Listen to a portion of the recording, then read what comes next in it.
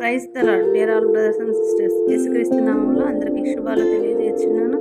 ఈరోజు దేవుడు మనతో మాట్లాడుతున్న మాట మత్తయి సువార్త 7వ అధ్యాయము 14వ వచనము. ఆ దారి విశాలమునై ఉన్నది, దాని ద్వారా ప్రవేశించువారు అనేకులు. జీవమునకు పోవు ద్వారము ఇరుకును, ఆ దారి సంకుచితమై ఉన్నది, దాని కనుగొనువారు కొందరే.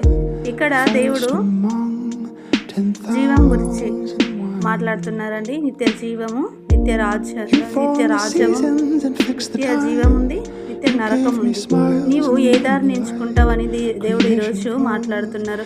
అయితే వాక్యంలో మనం చూసినట్లయితే ఇరుకులో విశాలత కలిగజేసేవాడు దేవుడే అని వాక్యం సెలవిస్తూ ఉంటుంది.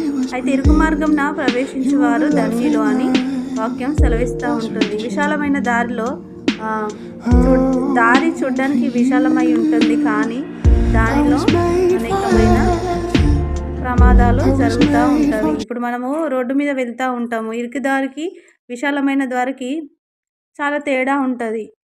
ఇప్పుడు ఇరుకు ద్వారం ప్రవేశించినప్పుడు ఏవైనా వెహికల్స్ వస్తే మనము కొద్దిసేపు ఆగి వెళ్ళిపోతూ ఉంటాం. అదే విశాలమైన దారిలో ఎన్నో వెహికల్స్ వస్తూ ఉంటాయి, ఎన్నో పోతూ ఉంటాయి. అక్కడ ప్రమాదము జరగడానికి కూడా చాలా ఆస్కారము ఉంటుంది.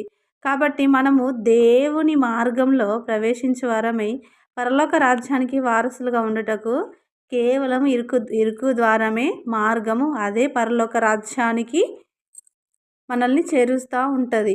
దానిని కనుగొని వారు కొందరే ఉంటారు. కాబట్టి కొద్ది మాటలు దేవుడు మన హృదయంలో ఫలింపజేయను గాక. వాక్య ఫలింపు కోసం చిన్న ప్రార్థన. మహాపరిశుద్ధ ప్రేమగల తండ్రి, మీ ఘనమైన ఉన్నతమైన శ్రేష్టమైన నామమునకు వందనాలు తండ్రి.